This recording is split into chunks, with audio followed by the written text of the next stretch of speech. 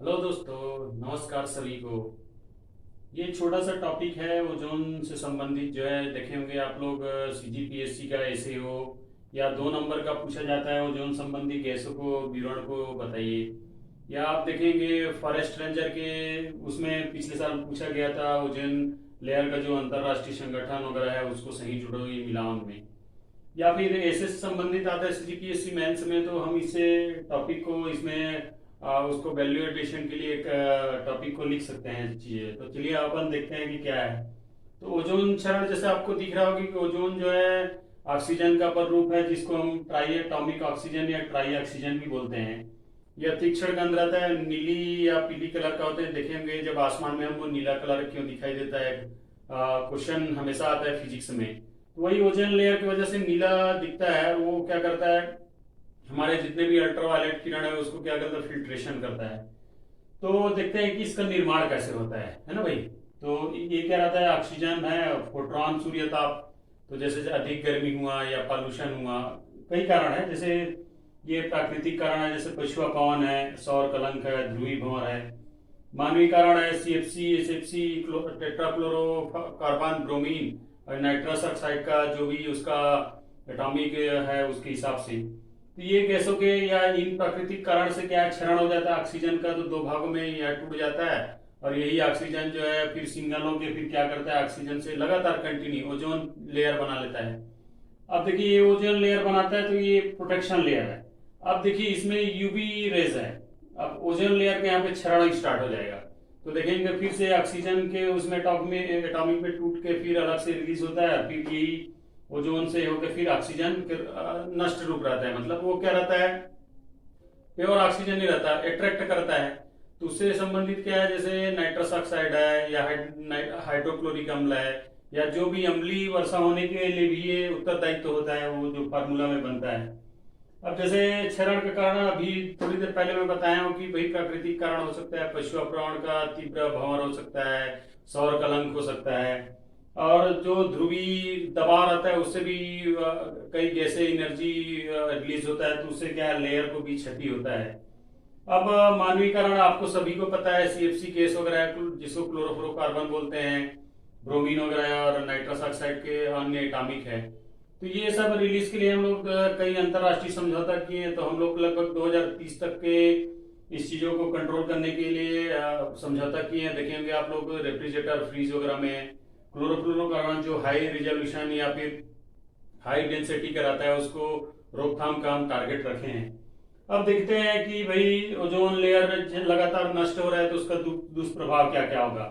तो देखेंगे सबसे पहले त्वचा कैंसर होगा, है ना भाई। यूवी का जो प्रवेश हो जाएगा यहाँ पे पृथ्वी में, क्योंकि ओजोन लेयर लगातार नष्ट होते जा रहा है इन सब कारणों की वजह से।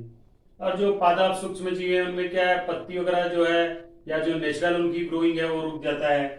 पराबैंगनी किरण का जो प्रवेश है धरती में वो प्रारंभ हो जाता है, सनबर्न प्रारंभ हो जाता है, ग्लोबल वार्मिंग हो जाता है, अनुवांशिक दोष हो जाता है। देखेंगे कोई बौना हो गया पौधा, या जल्दी पक जाता है, या फिर जल्दी उसका जीवन काल समाप्त हो जाता है, जीवन संघर्षमय हो जाता है। भाई पादप और सूक्ष्म जीव और मानव को यदि दुष्प्रभावित कर रहा है तो फिर उसे क्या है, जो प्राकृतिक जो चयन है वो खत्म हो जाता है। अम्ल वर्षा होने का उत्तरदायित्व है, पर्यावरण प्रदूषण होता है, भवन एवं प्लास्टिक वस्तुओं का विघटन हो जाता है तीव्र ताप से।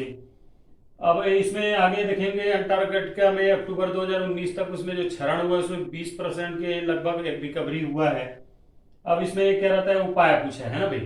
तब उपाय हम लोग देख लेते हैं कि जैसे पहला है क्लोरोफ्लोरोकार्बन का उत्सर्जन को हम लोग कम कर सकते हैं। और क्या है, गैर परंपरागत जो ऊर्जा के स्रोत हैं, जैसे पिछले वीडियो में मैंने बताया कि जितने भी गैर परंपरागत उसके उपभोग को सुनिश्चित करना, ताकि क्या है, जैसे पावर थर्मल थर्मल जो एनर्जी है उससे क्या बहुत ज्यादा ये गैसेज जो है रिलीज होता है, तो ओजोन लेयर को प्रभावित करता है ये। और जैसे देखेंगे आप सभी को पता है कि फॉरेस्ट जो प्रोग्राम है उसको सामुदायिक रूप से या सहभागिता के रूप से बृहद रूप से चलाना चाहिए। तो उससे क्या है, कहीं ना कहीं पर्यावरण प्रदूषण का जो अन्य गैसें है उसको क्या कार्बन सिंक के रूप में एब्जॉर्ब करता है।